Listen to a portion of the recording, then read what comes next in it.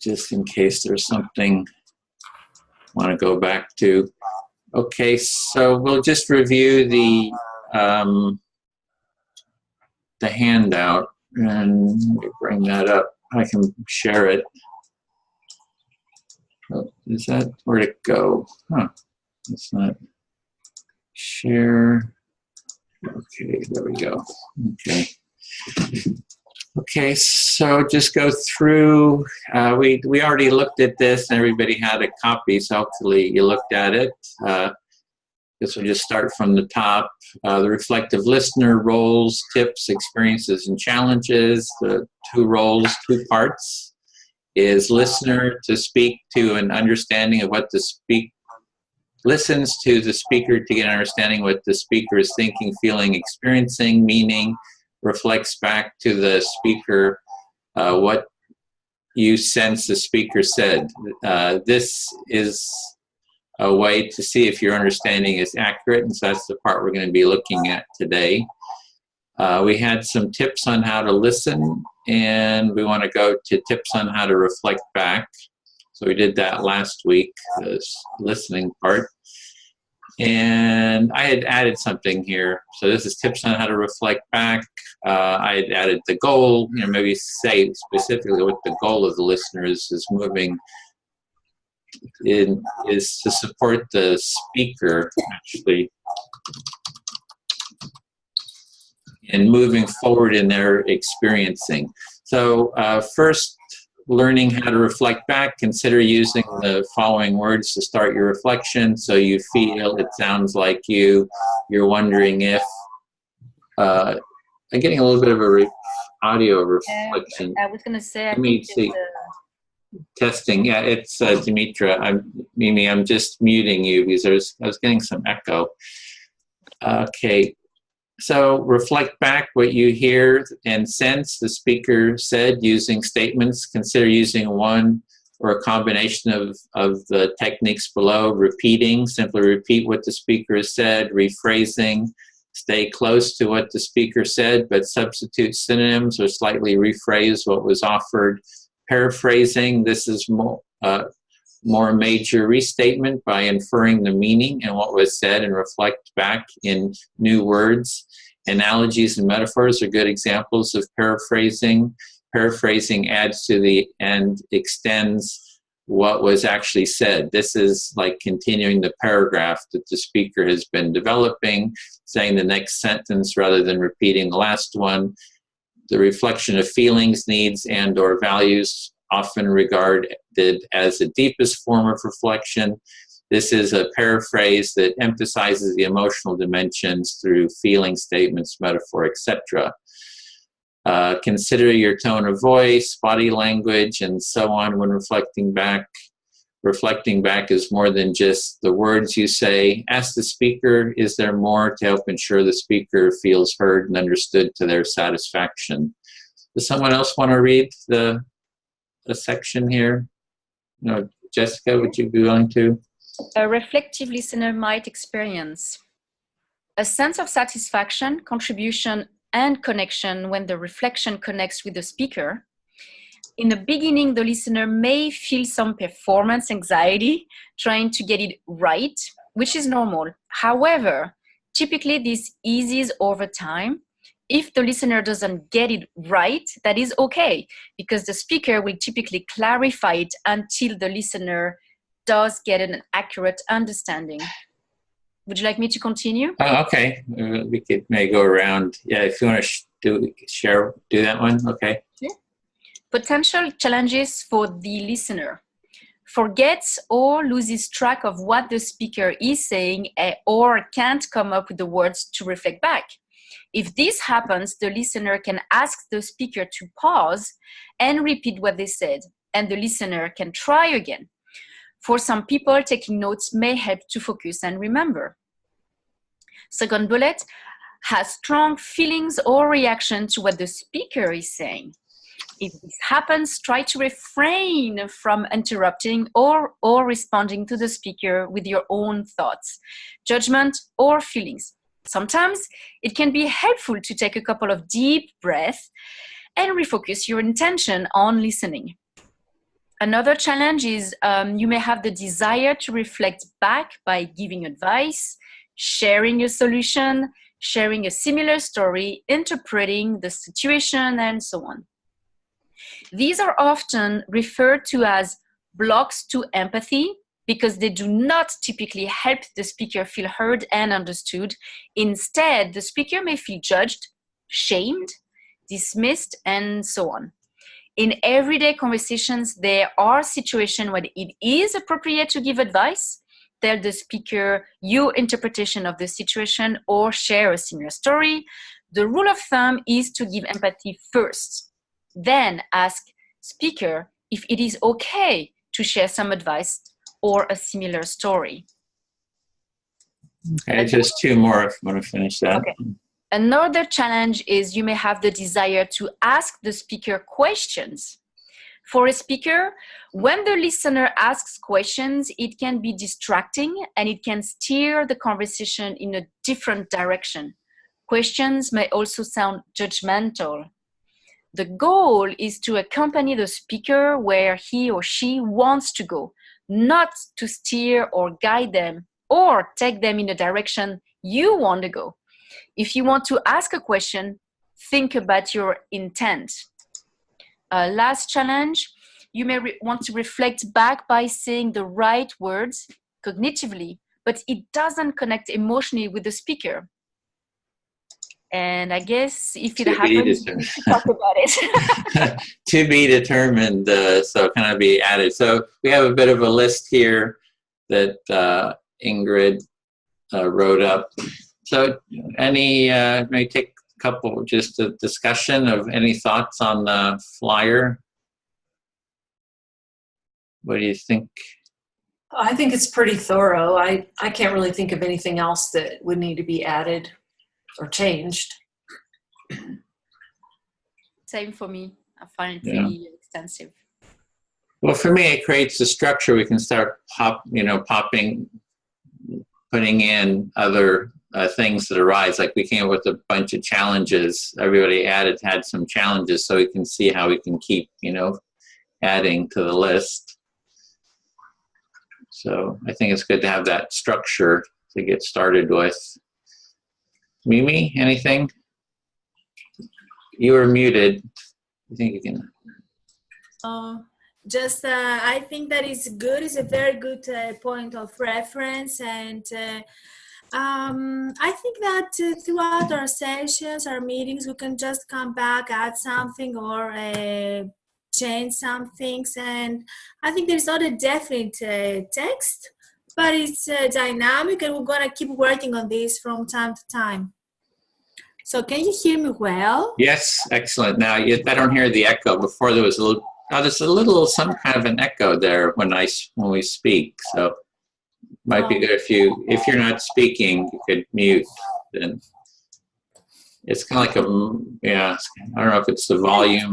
Headphones is better. Oh yeah, that would get rid of it. Okay, I can definitely use them. Mm-hmm.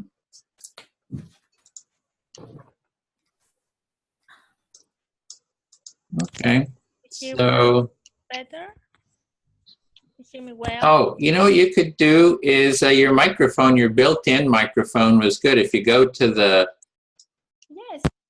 But actually, I never use these things. No, you use the earbuds, but then you use the built-in microphone of the computer. So if you put in your earbuds so that they plug those in.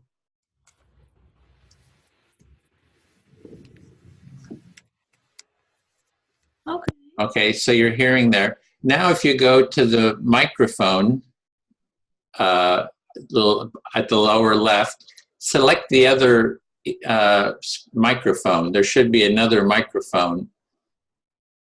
You mean microphone same as system? Okay, yeah, I think there'd be another one. Because that one's right now using the microphone on your... Good now? I think you're still going through your... Can you just keep talking and then we'll see if it switches. Yes, can you hear me any better now? This is now the microphone same as system, while before I had microphone array, real-time high definition audio. Oh, if you go to the other, it's like if you put that, I think we don't want to go through this one. We go through the other microphone because that worked pretty well. Okay, speak. Can you speak now? Yeah, I can speak now, but I haven't changed anything. Okay, does that sound okay to everybody? So you hear me well? That's the same thing I do in all our sessions. Oh, can you try the other microphone then? Just want to get this. So what about now? I don't know. It seems like it's using the same one. Weird. Is there any other choices of microphones? No, I mean, I have online classes every day, all day. Okay. I don't know if there's any incompatibility with Zoom. I don't know. Okay, that seems to be working now. It was just trying to get rid of that echo. So, okay. Is there any echo now? No, it's working. It's perfect. It's working? Yeah. Okay, yeah, fantastic. It's perfect. If there's any Great. problem. Yeah. Awesome. Okay, so we wanted to go into our empathic listening rounds, do a couple rounds on arrival question, like what is a challenge you have as the active reflective listener reflecting the speaker? So what are the challenges we're having? And I guess we don't even need to take time. I think we'll just go, everybody's. You mean, is this an answer based on our experience in our sessions or in general? In our sessions doing the empathic listening. Okay. When we're doing the reflection, so we're wanting to explore doing reflection. Last time we talked about listening. The last meeting was listening. This time we're talking about what is your experience and challenge? What challenge do you have with the reflection? Okay. So the previous time, I mean, we talked in general. I mean, people said about what they experienced when they grouped some friends and they had some sessions at home and blah, blah.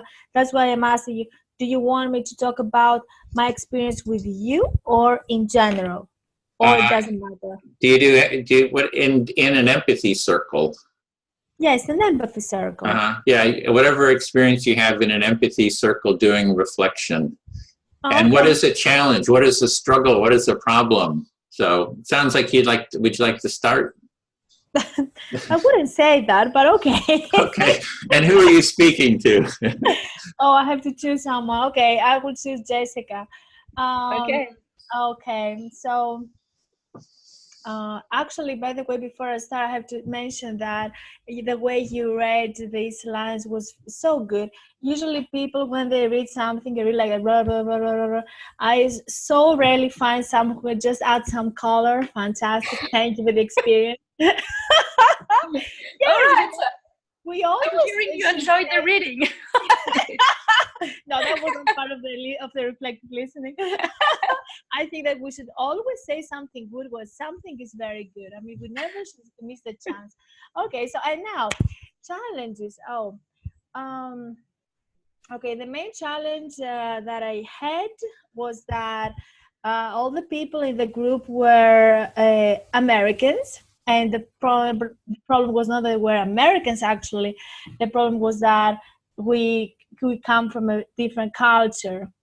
And for me, that was, I was anxious that they might not understand something I say, or sometimes they used idioms that I said, huh?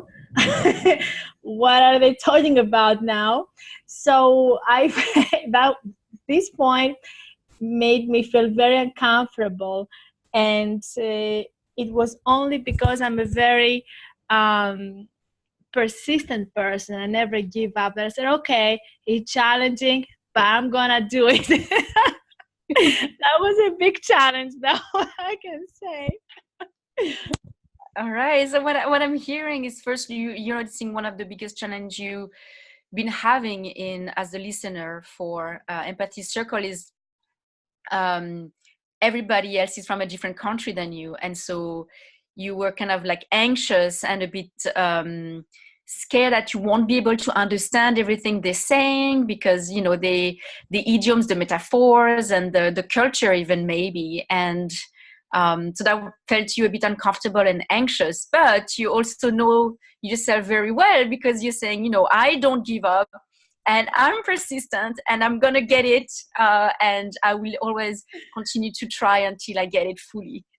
Yes, definitely. And also I noticed that other listeners didn't manage the situation that well. So they couldn't reflect that well. So I said, okay, I mean, there is no reason for me to get anxious. I'm going to just enjoy the process, learn.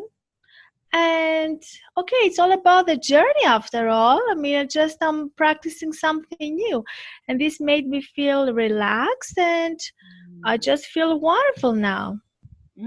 I see. So you were saying, my understanding is you're saying like, you realize pretty fast that, oh, we are all in the same boat. Some people are not that good. And that kind of reassured you that we are all learning here and there's no need to feel as anxious. And that kind of freed you to be like, hey, I'm here to learn too. And we're all in the same boat. And it's all part of the journey. We're going to all grow together. Yes, exactly. Actually, it's not that they did reflect well. It's that all of them had their own particular style. And I noticed that, I mean, even though they were trying to reflect on what another American had said, I mean, they were missing some parts. They were anxious as well. They were uncomfortable talking with strangers. I mean, being Americans with Americans doesn't mean that they always feel uncomfortable. So I said, okay, I mean, I shouldn't overdo it. I mean, it's fine. And yeah. I continued. Okay, yeah. So so you want to clarify that you notice that it doesn't matter that they're all American. They also have some dissonance sometimes, and that sometimes they don't get each other as well. And it's not that people were not good or bad. It was just that there's misses sometimes, and it doesn't matter that everybody was American. Like they were all doing their best, and it made you feel that, oh, I'm doing my best too, and that's what's happening here. Exactly. And I think that what I saw from other listeners was that this anxiety of reflecting back everything, and that it's a shame, it's just a bad thing if you miss something. But then I started realizing that what really matters is to make the speaker feel that you have paid full attention on her or on him. So even if you haven't reflect everything, that was not the case. The case was for the listener to be satisfied. Once this was achieved, then mission was accomplished and we didn't have to worry about anything. And so I'm hearing that you realized that actually the point was not to reflect everything perfectly, every word. It was more about really about the presence and trying to really get the meaning of what the other person was saying and showing your attention maybe even. And that was for you a challenge at first to try to maybe say everything back, and then you realize actually that's not the point. Mm-hmm. Did I get that right? Yeah. Yes, absolutely perfect. Thank you so much. I feel fully heard. Thank you, Mimi. Nice to hear. I'll speak with Nancy. I felt that Mimi covered a lot of my experience as well as also someone from a different country. Like I did experience as well, like, oh my God, like they all have this American accent and they're not going to understand my accent. I'm always anxious about that. So that was interesting to hear Mimi's similar anxiety about that at first. So you related to what Mimi said in terms of the cultural differences and speaking with people of a different country and also the concern about can they understand you as well as you hope. Yeah, exactly. I'm just going to see what did I write? The other point I had written. Oh yeah. Sometimes I feel a bit lost when I do my reflection back. It doesn't happen too often, but sometimes, especially with people who don't know anything about empathy, reflection, and stuff like that, I feel that sometimes my reflections are maybe too basic. If I just paraphrase when, didn't really quite get everything, but I just go back to the basic and reflect, paraphrase back. And the speaker sometimes looks at me like, yeah, this is what I just said, so what? and when it happens, I don't know what to do. So sometimes you feel at a loss when you feel like your reflection has been so basic that it doesn't resonate necessarily with the speaker's deeper thoughts or feelings. Yeah, it's like you hoping that people are gonna feel more comfortable and open and be like, yeah, that's it, and then they're gonna continue. But sometimes it happened a couple of times when they were like, yeah, that's what I just said, and I was like, okay, is there more? No. Okay. then we moved on. So, and I don't know in those situations what to do. If it was my reflection that was really bad, or that the person, I know some people are actually uncomfortable. I don't know. I'm actually curious to know if you guys had experienced that at some point. You reflect back some feelings, sometimes, or the values, and people have this weird reaction that they're like, oh, you're getting this is too much. Like, I don't want to hear back how I'm feeling. It's like almost I intrude in their intimacy, and they push back. And that's a bit of a challenge sometimes to know how to handle that, I find. So, your first point is that you've really had the experience where your reflection seems to have sort of stalled the conversation, and you're not really sure where to go from there, or how to respond, or how to kind of get the speaker going again. And then secondly, you've noticed as well in some of your experience that if you go too deep, that the speaker becomes a little bit retractive, or steps back and becomes a little concerned about sharing too much, or having you understand too deeply what they're thinking or feeling. Yeah, exactly. Yeah, I like that you were able to put that in 1 and 2. So yeah, I guess that would be nice to hear if that happened to you guys, and if there's anything else I had to manage that, if there's even anything to manage. Mm-hmm. So you would like to hear some ideas, well, first of all, if other people have experienced something similar and how they might have dealt with it, or what thoughts people have in terms of dealing with a situation like that, where, all of a sudden it seems like you've gone too deep, and the speaker starts to kind of withdraw a little bit. Yeah, exactly. Thanks for the reflection. The last thing I wanted to mention is, to be honest, sometimes I really don't connect with the person.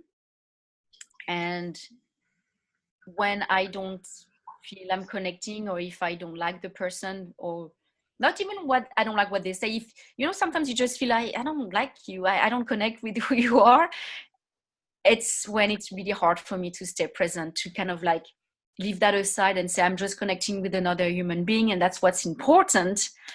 I think for me there's a component of like I need to feel there's a likeness maybe, or that something needs to feel that I like them or something. I'm not sure, I'm not really clear, but I noticed that happened once when I was like, oh, I don't like you, but I wanted to stay present, and it felt harder, and I was surprised. I felt extremely judgmental as well. Yeah, so it sounds like it's, you'd like to have a connection, some kind of a connection, or a commonality with the speaker, with the person you're speaking with, and it's easier for you to reflect back their feelings and their thoughts when that's the case. But when it's not the case, and you're not really attracted to that other person, or feeling like you have some sort of commonality, or even, as the worst case scenario, that you don't like them or don't really want to be around them, then you find it very hard to become more empathic and be the empathic listener that you want to be for them in such situations. And and so in that it actually takes you to a place in yourself where you feel judgmental, and it sounds like there's some discomfort there with that. Yeah, that's a really nice way to put it, because I always hear in not always, but I hear in empathy circles people asking questions like, do I really need to be empathetic with someone who hurt me, or someone who or I don't like, or someone that, Trump, or like someone who's really despicable in some people's judgment. And then, I think it goes to that place of dealing with our own judgment, and it's a bit related to that question. So it seems that you're struggling with the idea of people that you don't like around, or don't like their values or who they are or what they do, and yet you still want to be at least try and understand who they are or what they're about, even though you don't really like them. Not sure if I quite got to that where you're at. Yeah, I think you are, and I think it's because myself I'm not fully clear. There is definitely a discomfort with myself, with my own judgment, that I want to work through, that I am working through. And I also think it's a common thing that a lot of people are going through, that when you want to practice empathy, the question of, do I really need to do empathy to everybody, comes up a lot. So I think it's an issue that a lot of people have, a challenge that people have. Oh, I see what you're saying. Yes, definitely. So it seems like it can't just be you who feels that, you don't have to provide empathy to everybody, and not everybody wants to do that for just anybody. So you don't want to feel, or you don't think you're alone in that anyway, and that it's not really required to provide empathy to every single person. Yeah, I guess I don't know if this is required or not. I'm asking the question, but I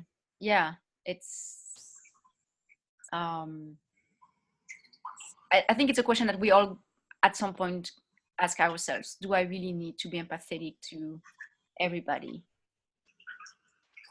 So it's a question for you, and it's a question that you think we all ask ourselves at some point. Do I need to provide empathy for every person, no matter who they are or what they stand for? Exactly. I finished with that. I'm comfortable with anger, and I'm sometimes an angry person, and if I cannot outburst sometimes, I'm frustrated. So I'm like, I cannot always be empathetic. Well, it sounds like you at least are somewhat understanding and forgiving of yourself when you don't react in the way that you want to react. Thank you, Nancy. I feel heard.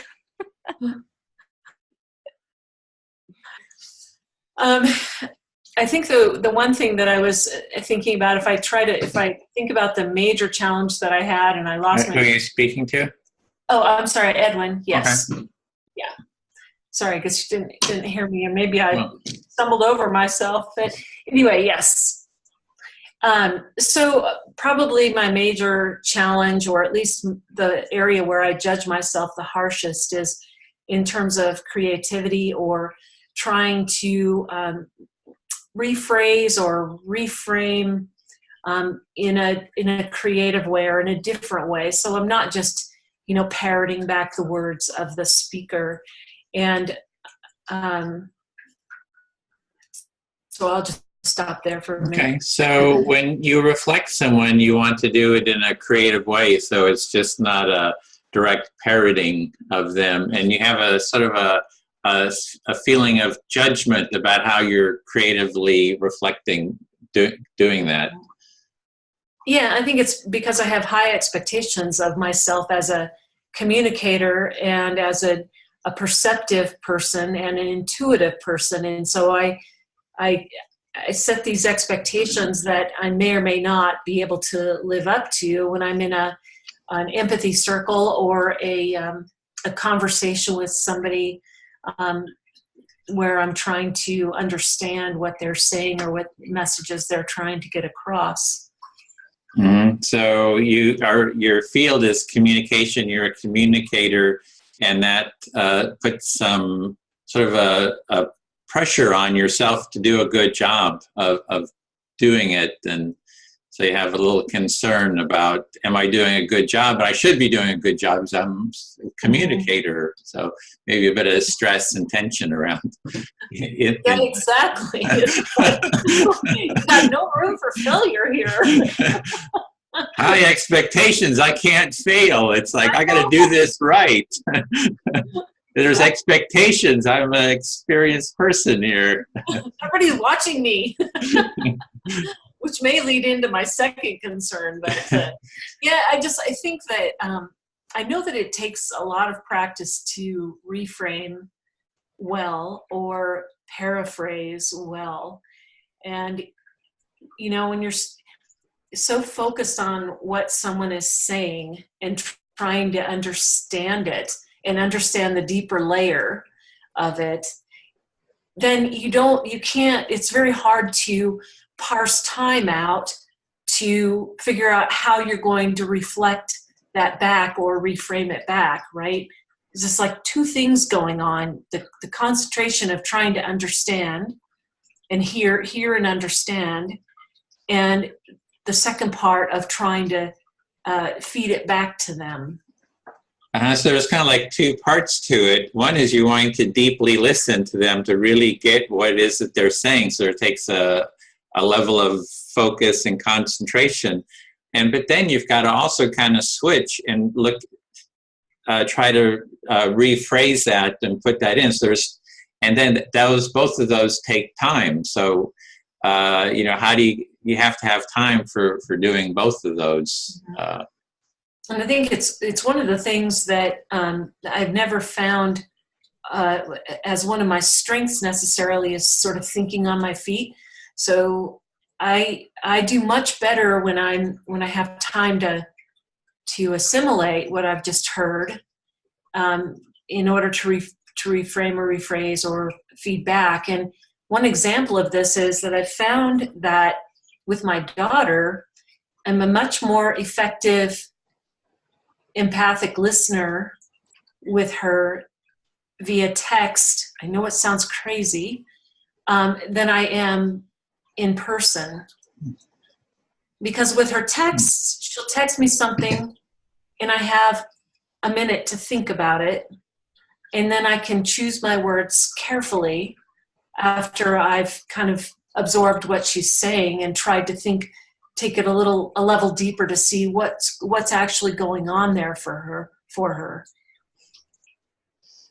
Mm-hmm. So there's you're saying that you don't like think right on your feet, so to speak. It's like in the moment that when somebody is speaking to you and you're listening, so that thinking right away in terms of what to say in response is sort of difficult for you, and you like to have more space and then sort of think it through or sense it and then formulate your response. And an example of that is with your daughter. You know, she texts you and then you have time to kind of think through the response and you feel more comfortable with that more thoughtful response. It seems to work better for you. And then even while you were sort of reflecting that back to me, Edwin, I was thinking that maybe maybe there's also a difference there in terms of how invested I am in the relationship, because I think I did a pretty good job with Jessica, and obviously I didn't have time to think about how I was going to respond. But with Chelsea, verbally, you know, face to face, I don't do very well at all. And obviously I'm very invested in her well-being. I'm concerned about the choices that she's making and things like that. So maybe there's a difference there just in terms of how invested we are in that relationship. So there's something about how invested we are, or for you, that you're thinking like trying to understand the nature of what's going on, that when you have someone like with Chelsea, who you're very invested in, you have all these other thoughts about her well-being, and all those other thoughts are maybe coming into your awareness. So maybe that kind of inhibits kind of the clearness of the listening and the ability to reflect. Because you actually felt like you did a good job with Jessica. Yeah, that's all exactly right, which may lead to the sort of the bias judgment piece of this, which I think is a challenge for many listeners, and Jessica alluded to it as well, just in that when you hear something that you don't like, or you may be speaking with someone you don't like, or you don't like what they do, or that kind of thing, it's very hard to choose to be in that empathic zone. You know, why give them? I think in some ways it's like, you know, the big question as to, do you have to provide empathy for everyone or empathic listening for everyone? And I think it's no, because it's a gift. And I mean, I think being an empathic listener is a gift for the speaker. And we don't have to choose to give our gift to anyone and everyone. And if we do, like you do with your political circles, then it is a choice, and that's fine. You know, I think we can choose who we gift that skill set to, or that ability to. So you're seeing, sort of building on what Jessica said, that the listening as well as the empathic reflection is a gift to someone, and that you can choose who you offer that gift to. And there's another part to it. It's sort of metaphorically, it's like there's things that can cloud your reflection, your listening and your reflection. So that can be something that can cloud it is like someone who you know really well, that you're thinking of all the other things about the relationship that maybe clouds the present moment reflection, as well as I think there's a couple of other kind of factors that, you know, do you even want to reflect? Do you even want to offer them this gift? That's kind of like kind of clouds the reflection. There's a couple others too, things that sort of cloud that listening and reflection. Right, your bias and your judgment or whatever that is. So, yeah, exactly. Yeah, thank you. So the biases and judgment cloud that as well. Right. Yeah, thank you. I feel fully heard. Okay. Then I'll speak to Mimi.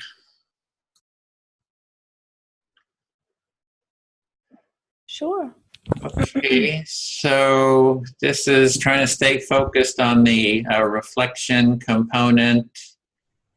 And so it's, you know, when listening and doing a reflection, I notice different feelings in my body. So I'm like right now, I'm trying to be sort of sensitive to, what are the feelings I have in my body as I listen and reflect. Okay, so while you try to reflect back and you want to be an empathic listener, you want to monitor the kind of feelings you experience during this listening practice. Yes, yeah. And it seems that it's sort of that same metaphor of something that can cloud the reflection. You know, that if I'm reflecting, that there's things that sort of cloud the energy, and I'm trying to be aware of it. And if I look feel inside myself, I can feel a sort of an anxiety, like, I got a little anxiety. I'm not even sure where it comes from, but maybe doing this well. So while I'm listening, while I'm reflecting, there might be a little anxiety, you know, in part of my body. Okay, so when you practice listening, it seems that this is a procedure that activates you emotionally, and this kind of emotion is similar to a cloud, just like a cloud that has to, you can be sure what really causes it, but you know that it is there, and probably it might be connected to your anxiety to be a good listener, and you feel that it is there throughout the procedure, even though you cannot fully analyze it. Yeah, I can feel a little anxiety now because it seems like it's kind of trying to be personal, and it's feeling a little anxious, about the being personal, trying to get deep into it. So there's some little, I'm sensing a little bit of anxiety, like right in this kind of part of me.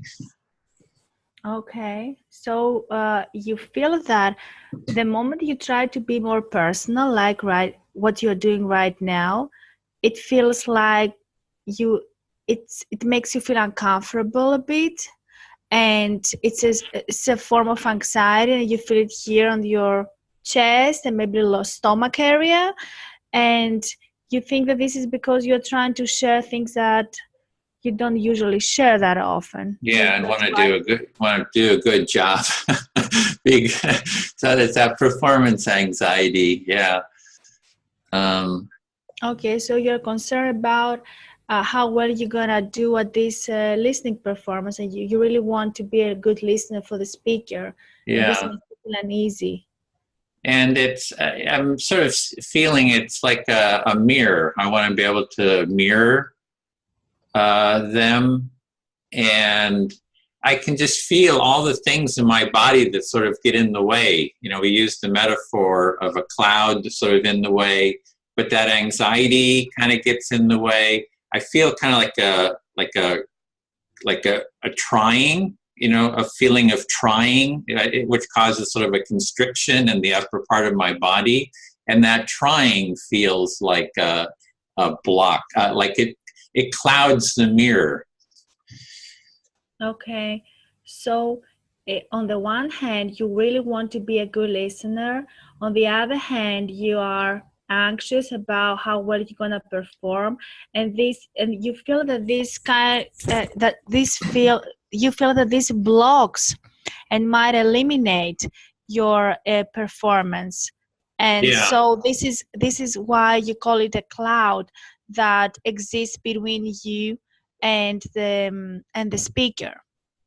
Yeah, and metaphorically, it's like dirt on the mirror, right? If I want to be a mirror, I feel like these things. It's like that cloud is almost like fog on the mirror. When you have in a bathroom, the room gets steamy, and it's kind of a fog, Okay, so mm-hmm.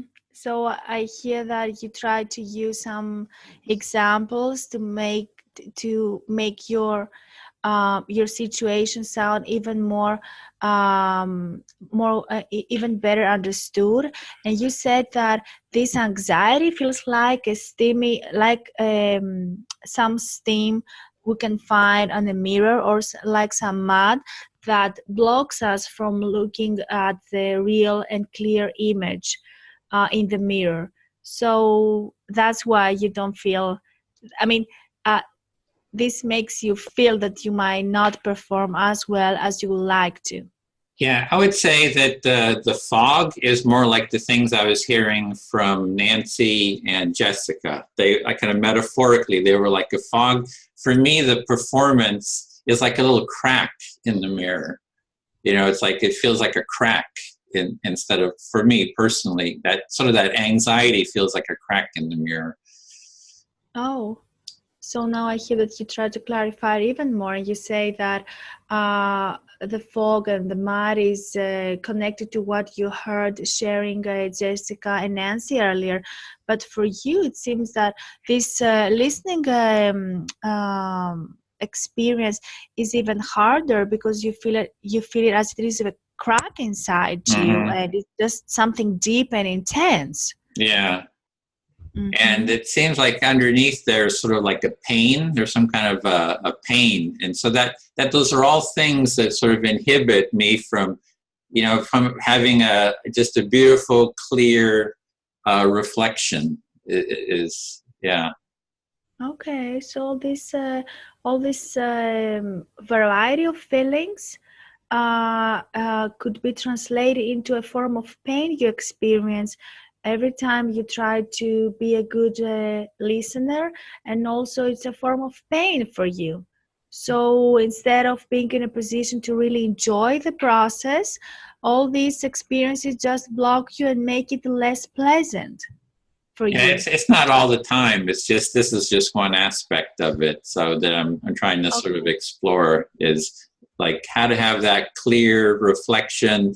I'm noticing there is some anxiety, and then I'm noticing that maybe under the anxiety is some pain, and that sort of inhibits, a clear reflection. Mm-hmm. So now I hear that this is not something you experience every time, but sometimes this is the case. I mean, sometimes you feel this kind of feelings and you really want to go deeper into this and to understand better what is going on inside you, understand better yourself and what really causes you this kind of discomfort. Yeah. So, and I had an insight about that is I wonder about when we do the reflection, if we shared a little bit about how we are in the moment for that transparency, if that would help the reflection. Mm-hmm. So you think that possibly, or you're wondering if sharing some of our thoughts and what exactly we experience at this point of what we're trying to reflect, if this could help the rest of the participants understand better the feelings of others? It's more that when we do the reflection for someone, for example, if you were doing reflection right now and you just shared how you're feeling about doing the reflection, if that would help the reflection. I just wonder, that was an idea that just popped in. Okay. So you're wondering if the moment the listener is during the process in which the listener reflects, if this person had a chance to share some things about how this process makes the listener feel, this could help the whole clarity and the depth of that reflection. Yeah. Okay, so you mean that if the listener could just share some of the feelings he or she experiences at the moment at the procedure of reflection, if this could really be a benefit for the procedure of reflection itself, if it could just upgrade and improve the reflection. Yeah, I feel heard. Yeah, that's it. That's it. Okay. I feel fully heard. So we'll go one more round, and then yeah. Oh. All right. So I'm gonna talk to Nancy. I'm a little I didn't expect Edwin to say that he feels so I could say extreme feelings or quite strong feelings sometimes, and sometimes this might also be translated into pain when he tries to be a good listener, and I thought that he gives me the impression that he's very cool and just very comfortable with this. So it was important that I could have this insight and understand better how he feels. So I know him a little better right now, and that was a nice thing. So you appreciate that you had the opportunity to truly try and understand as deeply as possible how Edwin feels about reflective listening, and you were surprised that at times he can find it very difficult, emotionally, almost to a physical pain, to be reflective. Mm-hmm. Yes. And I agree that probably if we have the chance to talk a little more about how we feel, this could just make us feel less stressed and enjoy the process more. So I find it as a good idea. So you think that what we're doing today is a good idea because it allows us an opportunity to really talk a little bit more about feelings and feelings associated with empathic listening. Exactly. And also, while I was hearing all of you talking before, I realized that, and I think Jessica mentioned that, I might not be in a position to provide empathic listening to everyone. Why should I? Which is very reasonable, I think, question. I think that we should, or I should, distinguish uh, personal empathic listening from political or social empathic listening. And by saying this, I mean that, okay, if Jessica is my friend and she talks to me about this and that, she might have different expectations from me compared to what she would expect from me if she was a political leader supporting one party and I was a political leader supporting the other party. So I think that we wouldn't feel so vulnerable in these both situations. So you're seeing a definite delineation between situations in which we would provide empathic listening, and that the experience for each person, for each listener, is very different depending on the type of situation, whether it's with a friend or a political or some kind of a social event, and that the role of the listener is just, or the expectations of the listener will be a little bit different based on that particular environment, whether it's with a friend or a political or some kind of a social issue that you're reflecting. Yes, I mean, if we are arguing over our political or social views, and we try to practice empathic listening, we're not getting so deeply into our hearts. So we disagree. Okay, I mean, we might reach a consensus. Good news. We might not. Good news. We leave the room. Goodbye. But when we are friends, then the emotional risk we take is bigger.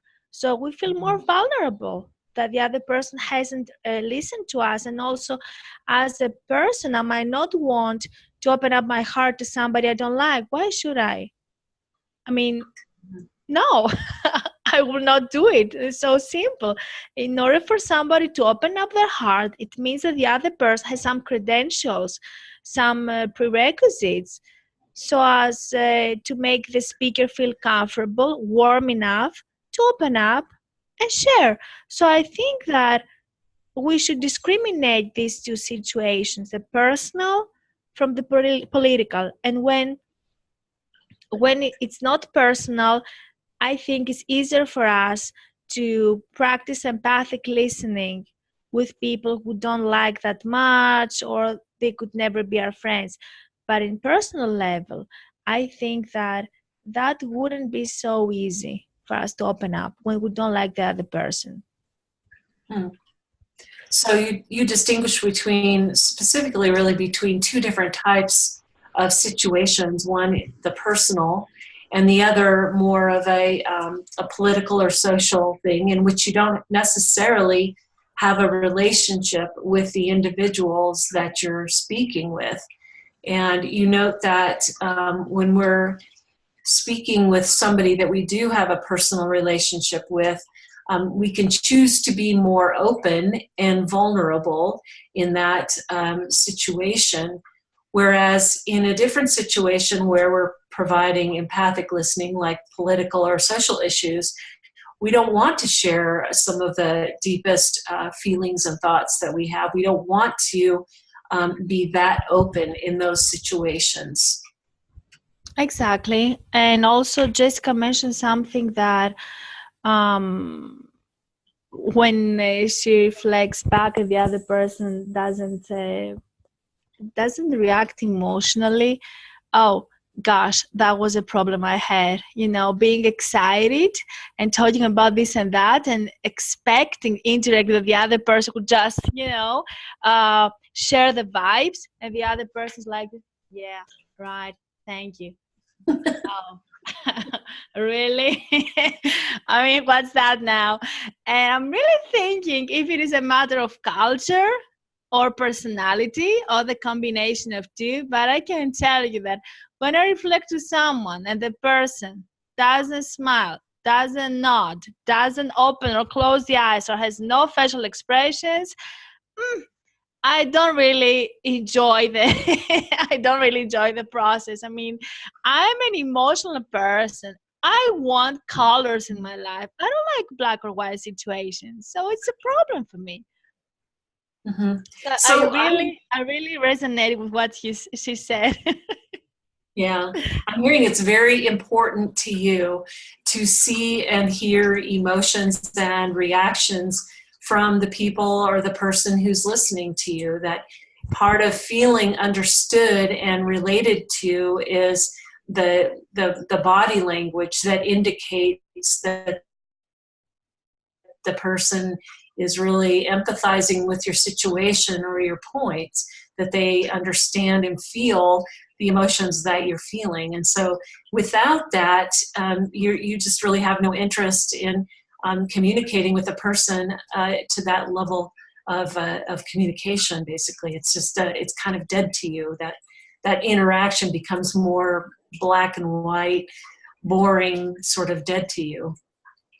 Exactly. So in that case, I would just keep talking on social issues, political issues. I'm very much into this, but probably we might not have a coffee together. I mean, definitely you want scientific discussion, whatever, but or I might make the other person be a little more cheerful or even more emotional. So that would be a nice situation, because the listener might not be used to a cheerful speaker. Mm-hmm. This is also the case. So through interaction, and if all people are willing to connect, I think that we can build bridges, because in my mindset, when there is a problem, there is always at least one solution. So I go for the solution. If the person is black and white in the way they reflect, what if I try to help the person be a little more expressive? Mm-hmm. So you find yourself going maybe of two routes in a situation like that, where you don't feel the connection, they're not sort of being very expressive or connected or interactive with you. And so one direction might be fine, we can talk about social and political issues, and I can kind of remain on the surface and just exchange ideas and thoughts. And the other direction you might have would be to say, you know what, I'm going to try and engage this person more. I'm going to try and interest them more, maybe use a little bit of humor and inject my personality and try and kind of bring them along a little bit more, so it's more of a fun and engaging and rewarding interaction for you. Yes, exactly. Thank you very much. I feel fully heard. So I'll talk to Jessica. Yep. I'm not really sure what to talk about. Because we did talk. Let me just check kind of the process, and maybe this is a question for Edwin. But so we're still kind of talking about our experience as a reflective listener, or the challenges that we think. Mm-hmm. The challenge of being a reflective listener. So it's the second round. Just to go a little deeper. Okay. So it's just, okay, I gotcha. So okay.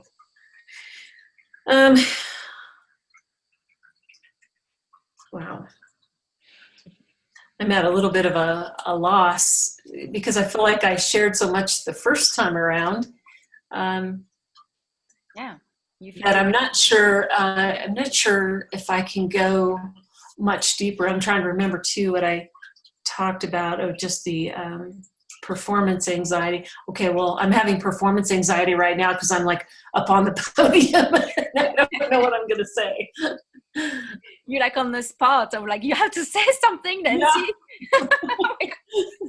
Exactly. Well, I guess what I could say is that I really related to a lot of what Mimi was just saying, because I think it is really important that in the conversations that we have with people that they're clearly engaged, not just verbally, but emotionally and physically. So without that, it does feel just like a neutral zone or a dead zone or a why am I wasting my time zone. So I totally get that and relate to those points that Mimi made. You want me to reflect now? Sure, yeah. So after passing through your performance anxiety, you want to share that you resonated with what Mimi was saying about, if you have a conversation with someone and use some reflection back and the person has a flat reaction, it feels kind of not engaging and kind of not even fun and maybe not even connecting, and that makes challenging when there's not a mirroring of the feelings and the emotions, really. It doesn't feel nice, I guess. Mm-hmm. Yeah, true. It's not rewarding, that's for sure. And then I was thinking back to what Edwin talked about, and I'm not sure if I totally grasped the depth of what he was trying to describe, because when I think about sort of the crack in the mirror, I'm not sure what that actually was about. I mean, so I guess I would, I'd like to hear a little bit more about that, and maybe I just wasn't quite hearing it the way I needed to hear it to understand. But the only thing I can think of is that, sometimes when people are talking about things and we're providing that listening gift, what they're talking about can be very painful, both to the speaker and to the listener, or to somebody who has a lot of empathy. And when that pain is severe, then it's very difficult to push past that, to still be just in that empathic zone. You're focusing now on what you heard Edwin saying, and you sound a bit confused, and you questioning a bit how much you understood and connected with what Edwin was sharing, and you making a guess that maybe what was it about was about when you hear somebody talking about something that's very difficult to hear as the listener, that might trigger pain in yourself as well as the listener, and that makes things very challenging, and that crack might be this pain. As an empathic listener, like as a very empathetic person, the intensity of how we can feel the pain, it's maybe you're wondering, this is what Edwin was getting it at, like the crack and like this idea of opening up to be able to feel the pain of someone else and to reach our own pain. And so you kind of like trying to wonder, like, is it what Edwin was trying to say? And maybe you would want some clarification later on. And so you exploring what does that mean? Mm-hmm. That's exactly right. I do think there is, and even if this is not what Edwin was getting at, but I do think there is a fine tension between,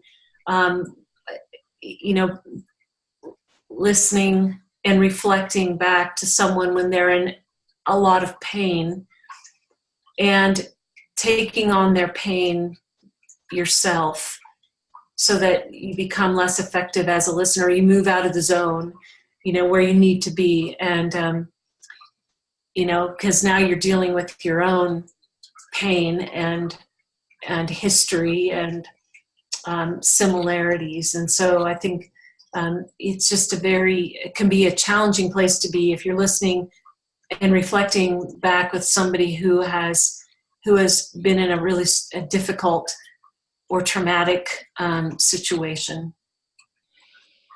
Yeah, and so you're going deeper with that thought of, when someone is really sharing something that feels true to the listener as well, and how it can be extremely challenging to open up in our own pain and make us. And I'm not sure if I got that part, but I think you were saying that, and it gets you you almost take the pain of the person and make it your own, and connecting with your own pain, which may be a challenge to be able to stay with that person, because now you were in a pain me zone, and it's kind of hard because it can be a spiraling, painful situation to be in. Yeah, that's exactly right. So it's funny, when you first started reflecting back just now, you took kind of a big breath, and it was a release. I actually felt that release, and I felt you understood, and you knew what you needed to reflect back. And so when you did that, took that breath, I took one too. It was like, okay, she gets it. So I think that really gets at Mimi's point that, body language can be really important in terms of, feeling understood and feeling validated, even though empathic listening isn't about feeling validated, but sometimes we need that too. So. Wow. Yeah. So you were able to observe that I was, beyond the words I was saying, I had also had a reaction with the breath that I was like, I was with Nancy. I was really with you, and observing that you mirror that back in yourself, and you took this big breath, and then that point you were saying, this is what Mimi was saying, that it's also like a body language. It's also are we on the same page here kind of moment beyond the words, and you were kind of smiling at that. You were like, wow, it's definitely maybe not the validation, but there is something something to say about, wow, what's happening between two people beyond the words, and that body language matters, and feeling that we understand each other matters as well. Exactly. And taking that one deeper level, just now when you reflected back when you first started speaking, I actually felt a little emotional tug, because it was like we connected, or at least I did, but I felt like we connected. And I think that's what we've talked about with empathy circles and empathy all along, is taking that connection to a really deep level that's very rewarding and satisfying. And when you feel it emotionally, physically, then it's really there. So I appreciate your reflection today. So you want to share your appreciation, because you did feel, I love the word you used, emotional tug, that you felt there was something deep happening here, and you really appreciate that. And I felt it too. And so it's nice to hear you saying that and reflecting back to you that we had a moment here. And it felt really real and profound. As you said, it was like almost a step deeper. And then you express your appreciation to that, the reflection. Thank you. I feel fully heard. Wow, thank you. It's in Edwin's idea, like to share as a listener. I felt warm. I kept rubbing my hands, and I felt my hands very warm at some point, and my arms getting warmer. And when you say emotional tug, I felt a twitch in my heart as well. I was like, woo! And so I guess I'm reflecting to Edwin, if you can reflect that back. Yeah, so you're just sharing what your experience was, that you felt a warmth in your hands and in your body, and there was like a, I think you said an emotional tug or something. I think I use the word twitch or tweet. Twitch. There was you could feel an emotional twitch in your body. Yeah, and even now I'm still feeling very warm everywhere, which is nice because I'm always cold. So it's nice to feel like I have an emotional warmness right now. So this created this emotional warmness from that sense of connection, and yeah.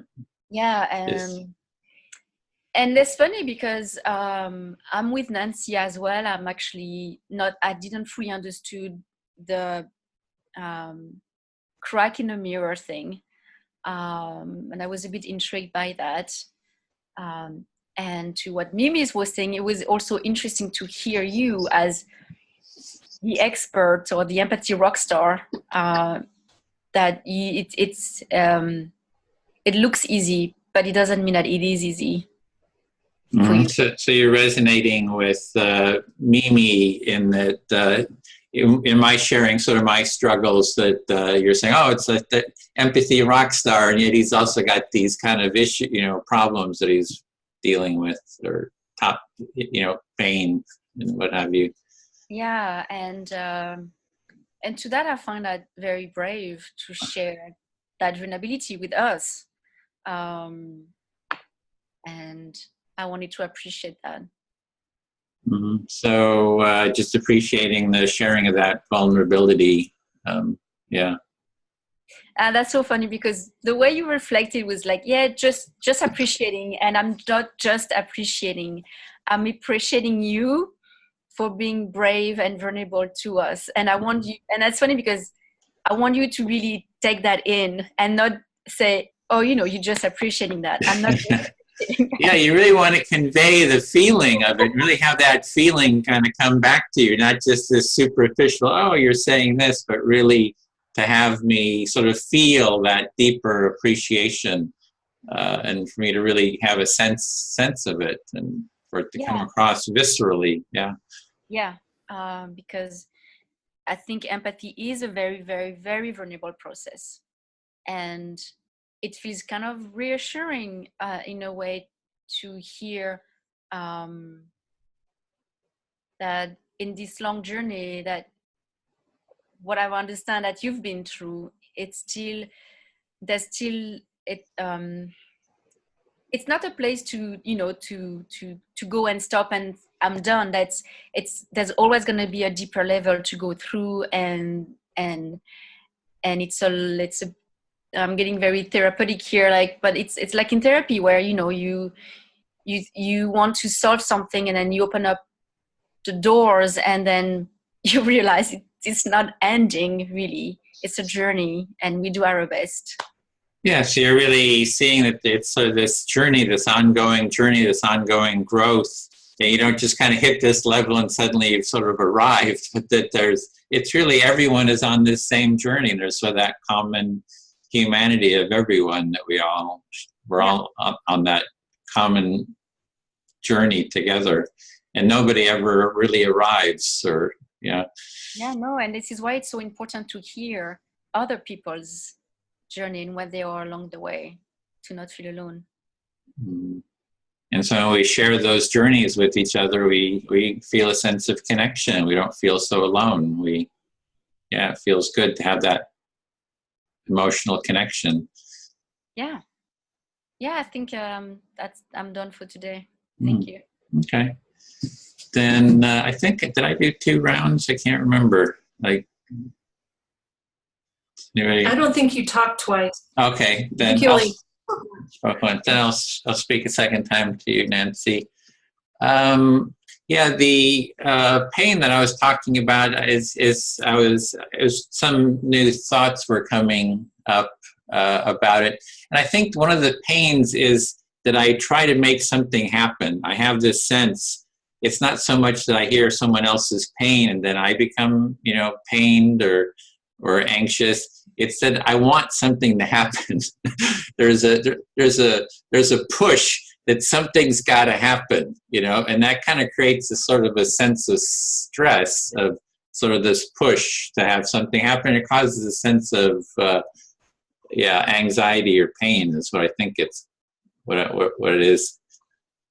So the anxiety or discomfort that you have is really related to almost the outcome, and you want there to be some kind of an outcome or some kind of something to happen. Yeah.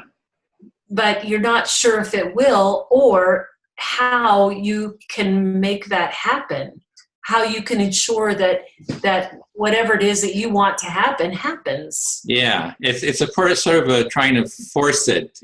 Part of me, something in me wants to force something to happen, and that sort of that wanting to force it sort of creates I think sort of an anxiety and a disconnect or something. So you want to force something to happen as a result of the circle or the conversation, and there's some anxiety there related to the pressure that you feel to make sure that something specific happens. Yeah, it's like I've seen that like at the rallies I go to. It's like here's these political rallies, the left and right. And it's like, okay, we got something. It's kind of funny in some sense that something's got to happen here. We got to step into this and make some dynamics happen. It's not just kind of creating space and just I don't know. I guess I'm looking for how to make something. Yeah, like what is my position? It's that there is sort of a mental. A thinking and a certain constriction of wanting something to happen in the environment. I think it causes some kind of a stress and a anxiety, in me. Well, I feel your stress, and certainly your body language is reflecting that with a lot of hand movements and stuff. So you understand that you create a space for these discussions and conversations, which is one part of it, but what you're more concerned about is making sure that something happens, that people get out of it what you're hoping that they get out of it, whether it's some sort of conversation or discussion or reflection or satisfaction. I don't know. I might be missing. It's like it's in the rallies. It's like okay, I got to push myself to like go into the middle of the group. I got to push myself to go talk to these people. And there's something about the sort of and I'm not even sure, I'm almost looking like what's the easier, more at ease sort of a way of, doing it without, pushing of myself. For example, there was at one of the rallies, I went and talked with one of the leaders of the right-wing groups. I said, hey, would you like to come into the empathy tent? And it was like, I had to kind of push myself into that to kind of face them and do that. And there's other situations like that too, right? I kind of push myself into it. It's kind of a mixture. On one hand, I'm very pushing myself, and on the other, I'm very present too. So it seems like a split personality. Like one, I had this really spaciousness, presence, and on the other, I'm kind of pushing myself, and the two are not really integrated somehow. So there's a lot of internal conflict in terms of how you approach people to participate and what your expectations are in the actual tent or in the circle itself. And you're not exactly, you seem like you want to be one thing, kind of open and relaxed about it, but you feel so strongly that you want it to be successful and to do what it's meant to do that you feel like you kind of push. Yeah, it's that pushing, and that pushing is a bit like a crack in the mirror, right? It's not a pure reflection. There's my pushing energy in there, and I think that kind of gets in the way. And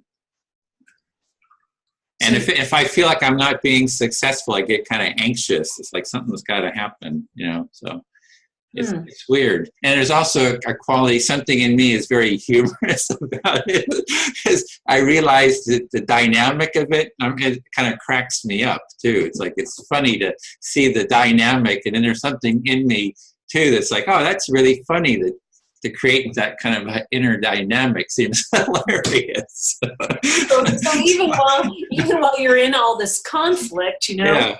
you're also kind of sort of up here sort of observing your own reactions and feelings and everything else, and finding it a little bit humorous that you're in this place of conflict, and Yeah.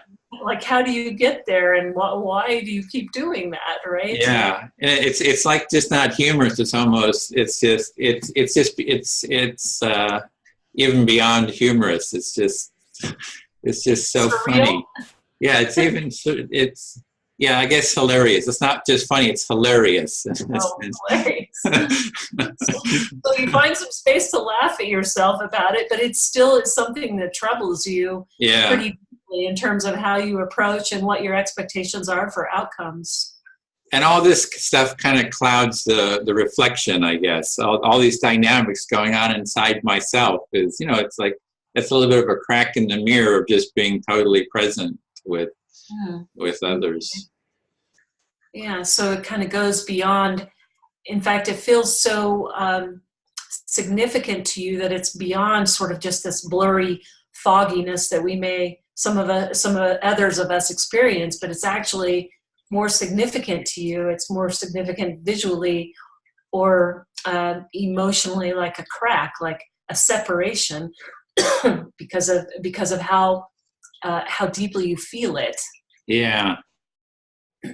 Yeah. So it's kind of going into that crack, exploring it, and trying to work through it. I don't quite know the answer to it, because that would be the reflection somehow in there. I could kind of healing that crack or fixing that crack could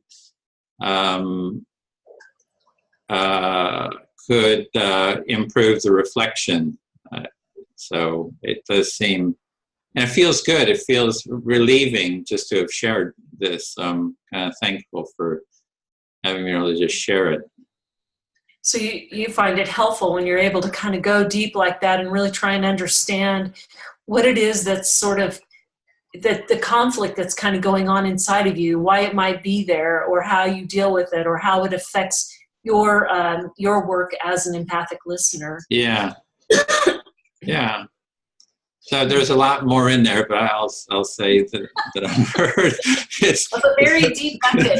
It's a big bucket, a big crack. And it's a little bit like focusing. At some point, I'd like to have Ann Weiser-Cornell. She does the focusing, which Ingrid's husband has been doing in a group. And it's really coming into the felt experience of what are we feeling in the felt experience now. So I guess we just open it up like, how was that? And before we do the next round. How was what? Oh, just the exploration of this of the challenges. I thought it was really lovely how you two connected there. So I really appreciated that connection. Yeah. I mean, I thought it was a great experience, and I always do find it helpful to hear other different perspectives, and there may be commonalities in some of our perspectives and thoughts, but how we express them is different, and it puts a different lens on it, which takes me to a deeper level of understanding of what others are feeling, and actually maybe a deeper understanding of what I'm dealing with as well in terms of being an effective listener, a reflector. Yeah, I get that too. I think it's by expressing challenges helps to go deeper and not just, it's just not in my head. And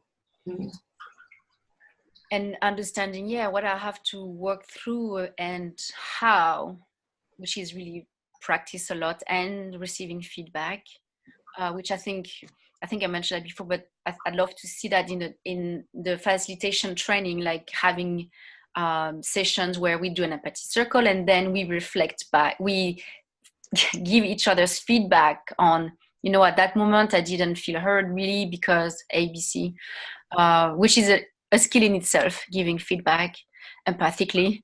There was another thing and I forgot. That was something, I don't know if that was Mimi or Nancy, but about context, how your reflection is going to be challenged depending on, do you know the person? Is it a friend? Is it your boss? Is it someone I hate? And that's, I think it's something in the sheet for facilitators for the training can be interesting to say there's different context and we need to be aware of how much you need to get prepared, because I do think we can prepare a bit in advance in our intention, in our clearing our own judgment before going into a conversation. And I think the context is important to mention, and I thought it was a good thing that it was pointed out. Mimi, do you have anything? What I was thinking was if we are willing to participate in these circles of empathy and we have experienced these concerns and these, how can I say, these strong feelings, intense feelings, how are we going to prepare other people for this experience? So as, I mean, for them to be listeners, and they might be they might be emotionally activated in a very deep level. So how could we help them in order for them not to give up and stop practicing empathic listening? I'm thinking about this. And also another thing that is relevant and a bit irrelevant is that I keep hearing the word empathy playing on CNN more and more. I mean, every day, at least once, and imagine, that is this time difference that I can't, I watch CNN when it is kind of 4 o'clock in the morning, your time, 5 now. So I'm missing big parts of the prime time zone, but I hear this and I'm very, very happy because I think that is more than a buzzword, and probably people experiencing this chaotic situation in the States because of the shutdown. Some people tell me that this is a extreme condition. Some people tell me that it's not so extreme. I don't know, you know better. But I think that maybe this political turmoil makes people a little more sensitive, and they realize that they have to start discussing the differences.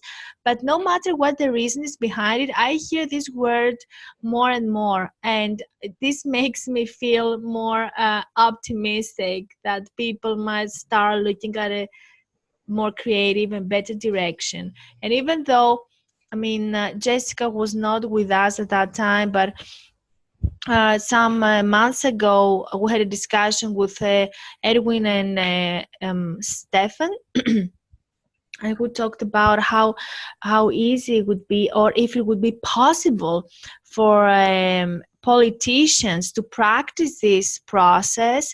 I said something, and I'm gonna say this once again, that it's not something that can happen overnight, but this is a tool that it's quite possible for politicians, not at the personal level, but at political level.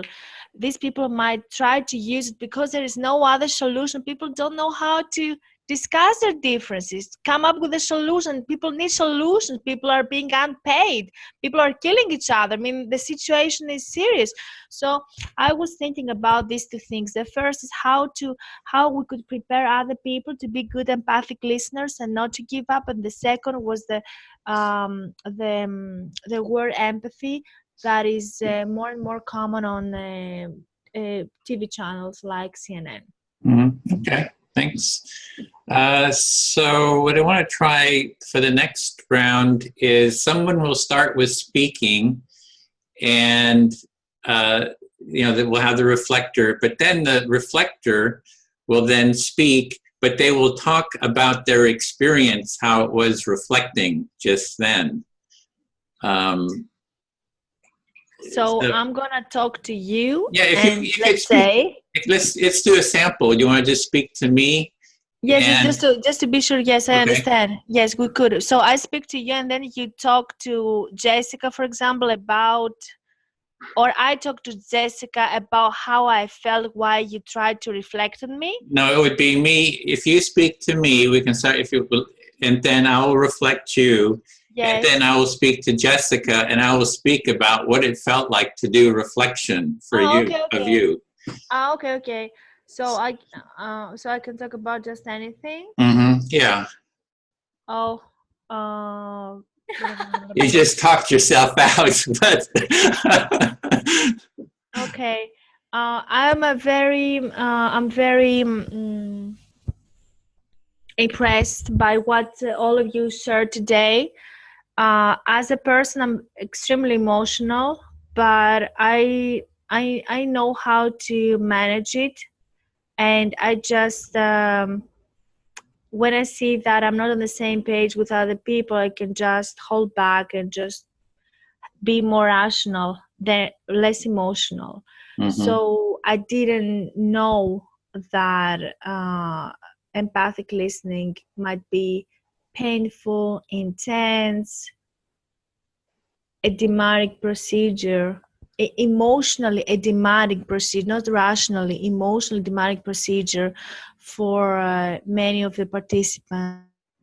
So what I'm hearing is that you didn't realize that doing this reflection would be an emotionally demanding experience for others, and that you appreciated the kind of the depth of what we were sharing, the emotions that we were sharing, and it sounded like you didn't feel quite connected with it. And when that happens, you sort of stay out of it in a more rational state. Not really. I'm emotional. I really try to decode and dive into the emotional world of the other person. But maybe for some reason, okay, I'm gonna just open up more and just say that my life was just very, very hard so far. So I had to face huge challenges. So for an emotional person, very emotional, there were two options: either to become strong, or either to die, or either to become strong or to die. So I end up being a strong fighter. So this gave me the opportunity to not to be afraid of being hurt. I'm not afraid. I can really manage it. I can take the risk, and if I fail, I can move on. That's it. So I'm very emotional, though. When you talk to me, I really want to, and I pay full attention to you. And if you don't speak my language, my emotional language, I can manage it. It hurts me, but then I stop it. I freeze it. Just say, that's it, deactivate it. Because then it's very painful, and I want to give my sensitivity to people who can identify with me. I don't want it to be wasted. I don't know if it is. Yeah, if I can reflect that. So you're an emotional person, and you could have gone two different directions with that. One is you could have just died, or you could have become a bit of a fighter. And you kind of went the route of being a fighter, and that when you listen to, or you relate to people, that you will kind of connect at an emotional level, but you will also cut people off too if they don't have, if you're not like connecting with them, or I don't know if I quite got that right, but. Yeah, if I see that they are emotionally cold, not expressive, they're not emotionally active, I can just manage it. I can just hold back. But this doesn't mean that I don't pay attention or I don't care. I just try to manage my feelings so as not to be devastated. So when you're with someone who's kind of cold or something, you just kind of hold back. You still observe what's happening, but you do try to protect yourself so that you're not hurt. Exactly. So probably we don't have much time, so I have to stop now, Okay. right? Yep. Okay. So I'll speak to Jessica. Okay. Whew, like now to speak about what was my experience of reflecting. And it was, to begin with, I felt like, oh, I'm gonna watch myself doing reflection, and it's like I could feel myself. It was kind of hard to do sort of both at the same time. Okay. You were trying to dissociate yourself, it sounds like, at first, when you were like, okay, I'm going to do this thing where I'm going to watch myself. And you, because you did the gesture, I'm guessing you're trying to be like, I'm going to watch myself from the back, watch, like, and doing the reflection to Mimi. And so I'm going to be able to be participant and observer at the same time. Exactly. So I was noticing that difference. And then her story started going kind of longer. I thought, oh, I have to really go into this. This is going to be a longer story. And then I felt myself kind of focusing in on her story, because I needed to really concentrate on what it was that she was saying and trying to understand what it was she was saying. And then I was also thinking, but I need to be able to, I'm going to need to share this story later too. So can I remember all the stuff that's happening here to recount back? So I was kind of noticing that. Yeah. So I'm hearing that as soon as you realize that the story is getting deeper and a bit longer, you kind of naturally zoomed in. Yeah. And at the same time, there was this tension when you were trying to pull yourself back out of that so that you can, like, share your reflection afterwards. So that was a bit of tension and conflict, I'm wondering, inside of you, when you were like really wanted to do a good job listening and you wanted to do a good job afterwards talking about the reflection itself. Yeah, remembering all the different pieces of what happened, because I wanted to be able to recount what it is that happened. But I found it kind of hard. I was kind of drawn into the story, and especially I found myself wanting to really, understand and get the dynamics, right, of what she's experiencing. She wants to be an emotional person. She wants to protect herself too. Trying to kind of understand sort of the different energies there that she had, and kind of get a real sense of clarity, and also how does it all kind of fit together. And I found myself thinking, well, what does this really mean? It's like she wants to protect herself, but she also wants to be emotional. And I kind of started wondering, well, what does that kind of mean, having both of those? So I was thinking, so part of me was kind of trying to make sense out of what she was saying. Yeah. It actually sounds like different part of you were trying to, like, a part of you was trying to make sense and really trying to decorticate. Is it an English word? Decorticating? No, it's not. I don't know that word. When you're trying to get pieces out of it. Yeah, it's like I was trying to put the pieces together, even beyond what it is she's saying. I'm trying to create my own little picture of understanding of what a little model maybe of what it is she's trying to express. Yeah. So while trying to remember about your own reflection, you were trying to really get beyond the words and the meaning, and maybe why she reacted that way and what really happened, and you were really trying to get into it while getting a big picture of what everything happened, while remembering all of that. There's a lot of stuff. Oh, yeah, I feel heard. Yeah, we got time constraints, so I better keep these short. Yeah, so you were trying to not only remember everything, but also really trying to zoom in on Mimi's information that she was sharing. And one last piece is I also wanted to capture the feeling. I was kind of looking for what is the feeling underneath there. So I was kind of looking for a sense of the felt experience too. Yeah, you were trying to clarify for yourself and to be able to share it back to Mimi. I'm guessing that what is really the feelings behind, what are the emotions that are triggered here? And so you wanted some clarity around that.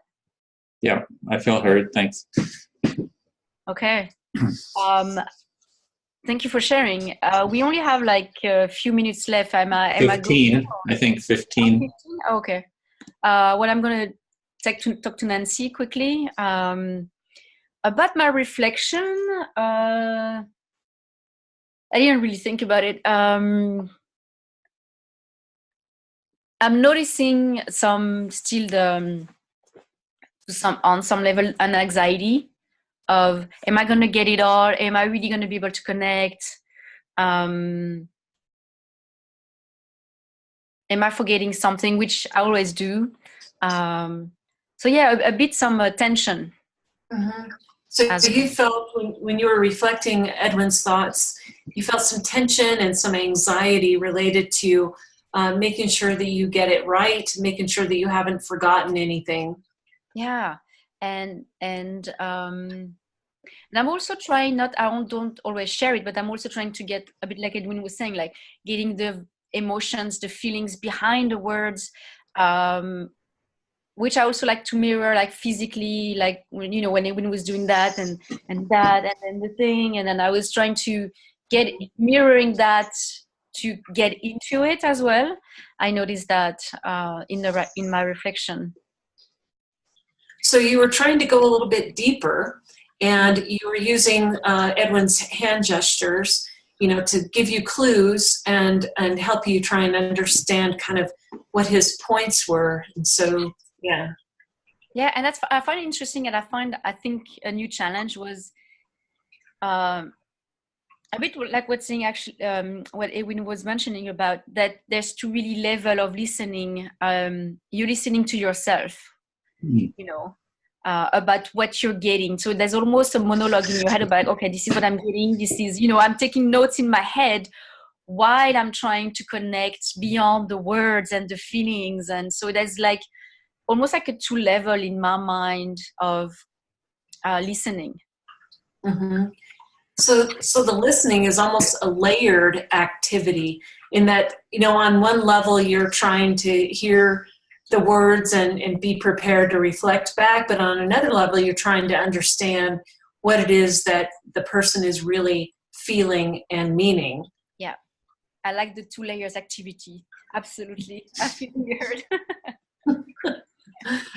Okay. Excuse me. I'll talk to Mimi about my reflection or my experience as a reflective listener in this particular situation. And I always kind of go into it right off the bat, worried at the very beginning that number one, the person might give me so much information that I can't follow and I lose track. And so I always have a little bit of anxiety around that. And then, so I'll stop there. Okay, so I see that your main concern was that you wouldn't be in the position to mention all the things that the person had said, and you couldn't really provide a really full reflection of what was previously said, and this made you feel very uncomfortable and anxious in the first place, at least. And then I get some relief. I felt relief when I felt that Jessica was organized in her thoughts and succinct. In other words, she would give me kind of a piece to work with, and I could reflect that back. And then she would give me another piece, and I could reflect that back. And so that helped me to relax into the process because I knew I wasn't going to be overwhelmed by information or complexities. So it seems that Jessica had a way that really helped you, and that was that she could talk about one specific thing at a time and probably not talking for a long time. So this made you feel more comfortable, that you wouldn't be overwhelmed with information that you had to reflect back. So this made you feel that you could manage the situation more easily now, and there was no reason for you to be as stressed as you were before. Exactly. And I think the final thing that I notice about, can you hear me? Yeah. About myself is that I do watch the speaker's face pretty intently when I'm reflecting back for clues that I'm getting close or that I'm on target. So sometimes the expressions don't match with what they say necessarily, and so then it'll create doubt in me about how accurate I was in my reflection. And I didn't have that experience with Jessica just now, but I did watch, and I do watch her expressions as I'm reflecting back to try and get clues as to whether or not I'm getting close. Mm-hmm.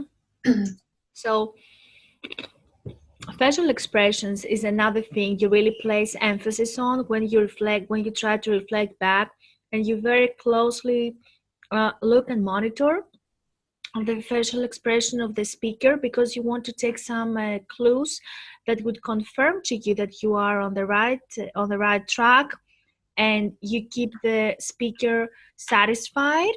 And even though you didn't really do this with I don't remember what you said with Jessica this time, I think you said that usually this is what you do when you find it as something very comforting and relieving for you to look at the way the person reacts at the moment you're reflecting back. Yeah, I do. I did closely watch Jessica's face this time, but I never found any difference in the expressions that I was seeing and the language that she gave me to indicate that I wasn't meeting her needs as a listener. Okay, so in Jessica's case, you saw that her reactions were aligned with her words. So this made you feel fully satisfied, and secure that you're doing the right thing, and you meet your own expectations as a reflective listener. Exactly. Thank you. I feel heard. Thank you too. Great.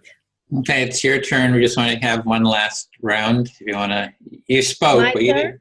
you didn't speak about your experience listening. Oh, so my experience. Maybe speak to Jessica, or because you already spoke to me. Okay, so Jessica. Okay, I have, for me, the tone of voice, body language, facial expressions are three things I place a lot of emphasis on when it comes to reflective listening. I pay a lot of attention to these things. So when you reflected Nancy, you are clear that you have three main things you're focusing on: is tone, I don't get it all. Tone, body language, and facial expression. Oh, sorry, I made a mistake. Now I have to talk about how I felt while, okay, sorry. Okay, so yes, I know. I'm ready to answer. So I'm always ready. No abstractions. So, okay, what really impressed me was that I didn't expect Nancy say that she plays a lot of attention on facial expressions, because usually she's not so expressive, and sometimes this made me wonder, is she satisfied now? And many times I presupposed that she's not satisfied. So I was a very happy nice surprise for me that she said that she pays attention to this. So that was a good thing. Mm-hmm. So you learned something new for you about Nancy when she said that she's really paying attention to facial expressions. And for you, it was a bit of a surprise because your experience of Nancy is that she doesn't necessarily show her facial expressions are not necessarily transparent when you do a reflection. And so you were like, oh, that's interesting.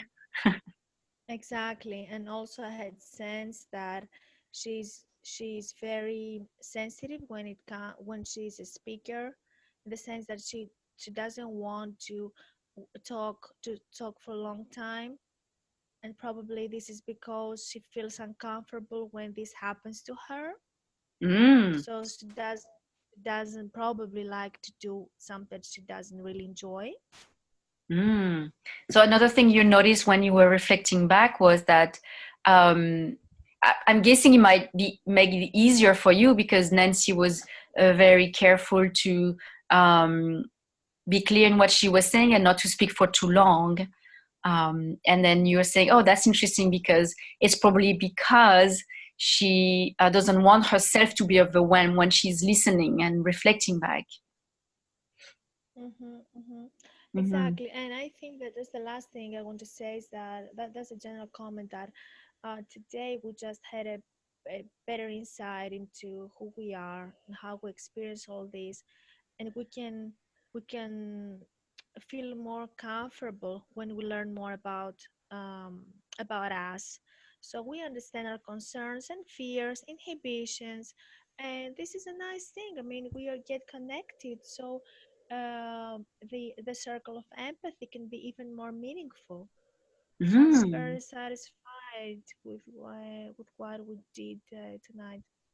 Yeah, it sounds like it's been a very positive experience for you. And you mentioned your satisfaction that we really got closer to each other today. And not only you appreciate that, but you also saying it really helps the empathy circle to go deeper, and knowing our boundaries and limits and challenges help us to connect, and you enjoy that. You think it's very important. Yes, thank you so much. I feel fully heard. Thank you, Mimi, for sharing. Okay, with that, we've got just a couple of minutes. I can stay a little bit longer, but if you have an appointment or something, you can. Actually, it's midnight, so it would be good. You got to go. Okay. So quick, one round, short comment, one sentence debrief. I really liked the last piece. I wish we could have done it for a couple of rounds. So that's my last comment. Yeah, I agree with you, Edwin. I thought that was interesting and kind of a different take on what we've been doing, and could be helpful because we don't really have much opportunity for giving feedback to the speaker anyway, and so I think it gives a good opportunity to at least bounce what we're feeling and seeing as off other people, and to hear from somebody else maybe what we look like to them when we're speaking or listening. Yeah. Mm-hmm. Okay, what I would like to say is that relationships take time, and the circle of empathy needs some time as well. So after all these sessions, it's a good thing that we learn more about us, because most of the times what we see is not really what, how can I say that? What we see is not always the reality. So somebody who might look confident might not feel confident.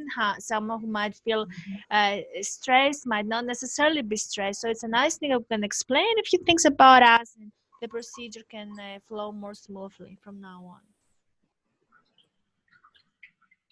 Yeah, I like what Mimi is saying, and I also connect with Edwin's and Nancy. Like, I love this idea of reflecting back, talking about our own reflection as the listener, and I'd love to see that as well as the speaker, how we receive reflection. I think it's a kind of a form of feedback, and like I said, I'm a huge fan of feedback, and I think it helps to grow, and that's what I want. And not only having a community and sharing with you guys, and also growing in my skills. And I think it was helpful not only to hear other people's experience, but to hear, what was the experience of another when we did the reflection. It was very useful.